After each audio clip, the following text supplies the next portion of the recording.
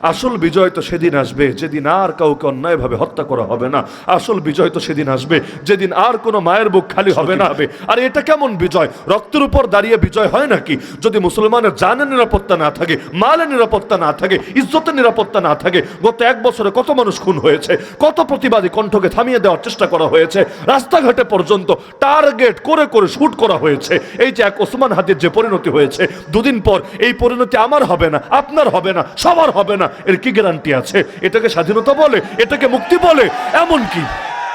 এমনকি আজও পর্যন্ত এই দেশে 4 কোটির বেশি মানুষ দারিদ্র সীমার নিচে আছে। আরে পেটে যদি খাবারই না থাকে, নিজের মৌলিক চাহিদাই যদি পূরণ না করা যায়, তাহলে তোমার এত চেতনার গল্প দিয়ে কি হবে? অর্থনৈতিক মুক্তি না আসলে ওইটা আবার কেমন মুক্তি হতে পারে?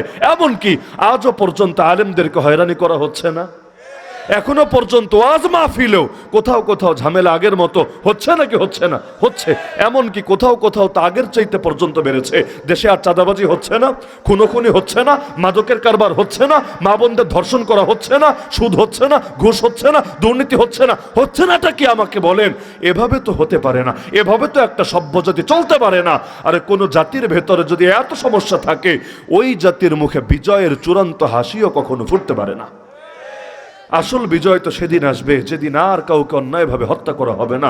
আসল বিজয় তো সেদিন আসবে যেদিন আর কোনো মায়ের বুক খালি হবে না, যেদিন আর কোনো ওসমান হাদিকে রাস্তাঘাটে গুলি খেয়ে পড়ে থাকতে হবে না। আরে আসল বিজয় তো সেদিন আসবে যেদিন একটা মানুষ ক্ষুধার জ্বালায় কষ্ট করবে না। ওমর বলেছিল, আমিরুল মুমিনিন ওমর বলে গিয়েছিলেন, আরে আমি ক্ষমতায় থাকাকালে ফুরাত নদীর পাশে একটা কুত্তা যদি না খায় মরে, কিয়ামতের দিনে ওমরকে জবাব দিতে হবে আল্লাহর কাছে।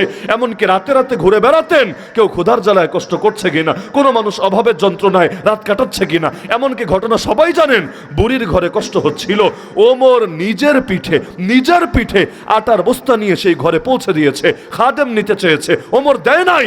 আরে খাদেম, কিয়ামতের দিন আল্লাহ তো তোরে প্রশ্ন করবে না, প্রশ্ন তো আমাকে করবে, সুতরাং আমার কাজ আমাকে করতে দে, যাতে করে জবাব দিতে পারি আল্লাহর কাছে। আরে এটারে না বিজয় বলে, এটারে না মুক্তি বলে, এটারে না শান্তি বলে। কিন্তু কবরস্থানের উপর দাঁড়িয়ে যদি আমাকে বিজয়ের হাসি হাসতে বলা হয়, কিভাবে আমার মুখে বিজয়ের হাসি হাসবে?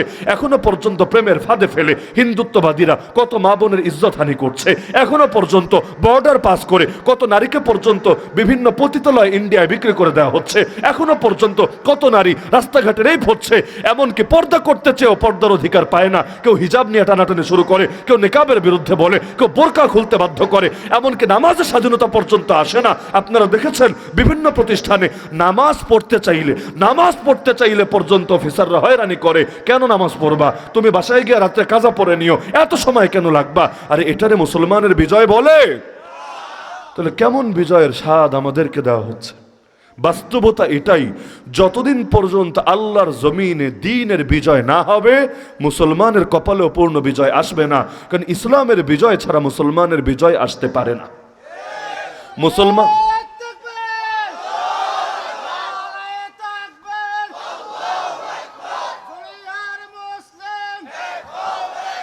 মুসলমানের ইজ্জতের সম্পর্ক ইসলামের সাথে, মুসলমানের বেইজ্জতির সম্পর্ক ইসলামের সাথে, মুসলমানের বিজয়ের সম্পর্ক ইসলামের সাথে, মুসলমানের পরাজয়ের সম্পর্ক ইসলামের সাথে। আমাকে বলেন, আল্লাহকে নারাজ করে আল্লাহর বান্দা পৃথিবীতে কখনো ভালো থাকতে পারবে কিভাবে? ভালো রাখার মালিককে। তো সে আল্লাহর নারাজ করলে আপনারে ভালো রাখবেটাকে? অথচ আমরা এটাই চাচ্ছি বারবার, আল্লাহর নারাজ করেই মনে হয় ভালো থাকবো দুনিয়ার বুকে। এমনকি চিন্তা করেন, ইসলামের 2 রকম বিধান আছে, 2 রকম। একরকম বিধান এমন যেটা নিয়ে কারো কোনো দ্বিমত করার সুযোগ নাই, মুসলমানেরও না, হিন্দু, খ্রিস্টান, বৌদ্ধ, নাস্তিক, আরো যা কিছু আছে, কারো না। বলবেন এগুলো আবার কোনগুলা? আরে এইরকম বিধান কয়েকশো বলতে পারবো, কয়েকশো। যেমন দেশের মধ্যে চুরি চলতে দেওয়া উচিত না, ডাকাতি বন্ধ হওয়া উচিত, ঘুষ বন্ধ হওয়া উচিত, দুর্নীতি বন্ধ হওয়া উচিত, চাঁদাবাজি বন্ধ হওয়া উচিত, জুলুম বন্ধ হওয়া উচিত, গুম বন্ধ হওয়া উচিত। এরকম যদি তালিকা করতে শুরু করি, তালিকাটাকে ছোট হবে না অনেক বড় হবে? এগুলোকে ইসলামের শিক্ষা না? জুলুম দূর করে ইনসাফ প্রতিষ্ঠা করে, এগুলোকে ইসলামের শিক্ষা না? আরে এটাই তো অনেক বড় শিক্ষা। ইসলামের যদি সব শিক্ষা ভাগ করেন, দেখা যাবে 60-70% শিক্ষাই তো এমন যেগুলো নিয়ে কোনো সুস্থ মস্তিষ্কের মানুষ দ্বিমত করতে পারবে না। তাহলে যেগুলোর ব্যাপারে সবাই একমত, এগুলোর ব্যাপারে অন্তত কেন আমরা ঐক্যবদ্ধ হয়ে জোর আওয়াজ তুলে আল্লাহর জমিন ইসলামকে এগিয়ে নেওয়ার চেষ্টা করছি না? আজকালও যে অনেকে প্রশ্ন করে, আচ্ছা এই দেশে ইসলামের পক্ষের মানুষেরা যদি ক্ষমতায়ও চলে যায়, পূর্ণ ইসলাম কি প্রতিষ্ঠা হবে? জবাব এক বাক্যে, না, হবে না, হবে না, আসলে হবে না। কিভাবে? কারণ ইসলামের অনেকগুলো বিষয় এমন যেটা আসলে অনেকের উপর এখনই চাপানো যাবে না, একটু সময় লাগবে। যেমন চোর চুরি করলে হাত কাটতে হবে, এটাও তো ইসলামের বিধান। জিনাকার জিনা করলে পাথর মেরে হত্যা করতে হবে বিবাহিত হলে, এটাও তো ইসলামের বিধান। নামাজের টাইমে নামাজ পড়তে বাধ্যতামূলক থাকবে, না পড়লে জেলে নিয়ে ভরা হবে, এটাও তো ইসলামের বিধান। কিন্তু এইগুলো আসলেই এখনই পরিপূর্ণ প্রতিষ্ঠা করা যাবে না, কারণ এই জাতির দিলটা এখনো ওই রকম তৈরি হয় নাই, এর জন্য আরো কিছু সময় লাগবে। লেকিন ওই আগে যেটার বিবরণ আমি দিলাম, যেগুলো যাবে, যেগুলোর ব্যাপারে কারো দ্বিমত নাই, ওগুলোর ব্যাপারে সকলে এগিয়ে আসছে না কোন কারণে?